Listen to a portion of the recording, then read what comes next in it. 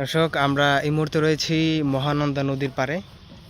খুব সুন্দর একটা জায়গা দেখতে পাচ্ছেন চারিপাশে। এখানে এই যে এরকম এরকম পাথর পাথর পাওয়া যায়, এখানে পাওয়া যায়, এইগুলা পাওয়া যায় এখানে পাথর। এখানে হিউজ পরিমাণ পাথর, এই যে দেখতে পাচ্ছেন এখান থেকে দেখা যাচ্ছে ওইদিকে আছে আরো ছোট ছোট পাথর।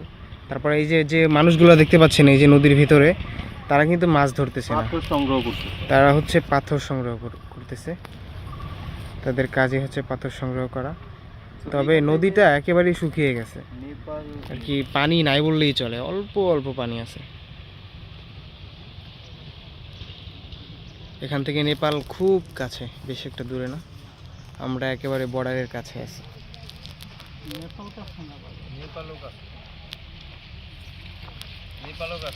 একটু বলেন জায়গাটার ব্যাপারে কেমন লাগতেছে?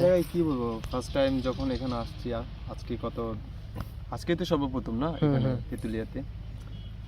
তো বিষয়টা হচ্ছে যে এখানে যারা বসবাস করে তারা কিভাবে থাকে এটা আমি জানি না। যারা ট্যুরিস্ট যারা আসে তারা অনেক কিছু দেখতে পায়, অনেক কিছু ফিল করে। এইখানে আসার প্রথমত কারণ হচ্ছে যে স্কাই যে ভিউটা, নেপালের যে একটা মানে যে একটা ইয়া পাওয়া যায়, ওইটা তো আপনি কোটি টাকা দিয়ে পাবেন না।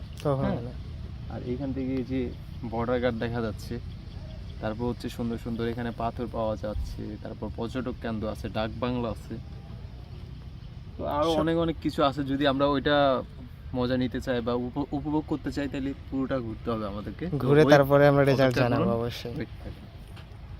ভাই কিছু বলেন। কালো আসে কেন ভাই, কিছু বলেন। এটা হচ্ছে একটা পর্যটক এরিয়া। এখান থেকে বাংলাদেশের অন্য কোথাও এই পর্যটক এরিয়াটা পাওয়া যাবে না।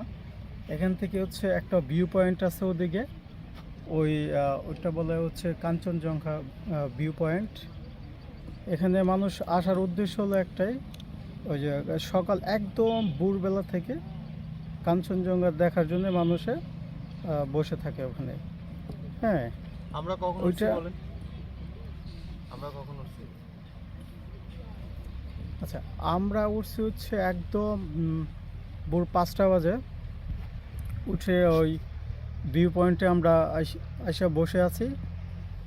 তো সকাল যখন 6:30 বাজে, তখন হচ্ছে আমরা মোটামুটি দেখতে পাচ্ছি আর কি। আজকে বেশি একটা দেখা যায় না, অল্প দেখা গেছে। হ্যাঁ, আজকে বেশি একটা দেখা যায় নাই, মোটামুটি আর কি। তবে অন্য দিনের চেয়ে একটু ভালো, মানে কোনো দিন তো ওঠেই না, তারপর আজকে একটু আমরা দেখতে পেয়েছি। হ্যাঁ, এই লোকেশনটা অনেক সুন্দর। ওই যে হাজার হাজার মানুষ হচ্ছে পাথর ওঠাচ্ছে। হ্যাঁ, দৃশ্যটা অনেক সুন্দর।